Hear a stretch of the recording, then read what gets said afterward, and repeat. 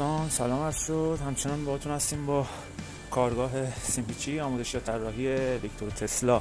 امیدوارم صدام خوب بیاد. ببین چی داریم.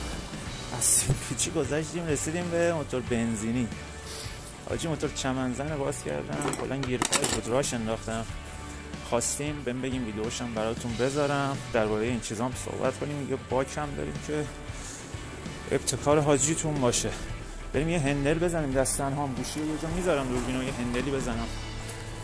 خب امیدوارم یه دستی بشم. فیلم یه دفعه هندل زد.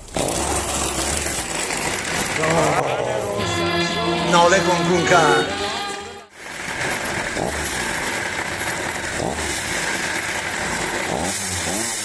تمام.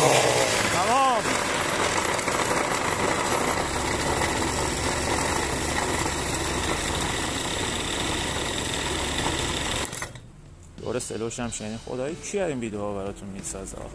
آموش کردم صدا همسایه‌ها در نیاد. اینجام که اگزوز دستسازو داریم. آقا همینجا زیر اگه خواستین تو کامنت ها برام بنویسین راجع به اینا، بریم کار انجام بدیم دیگه.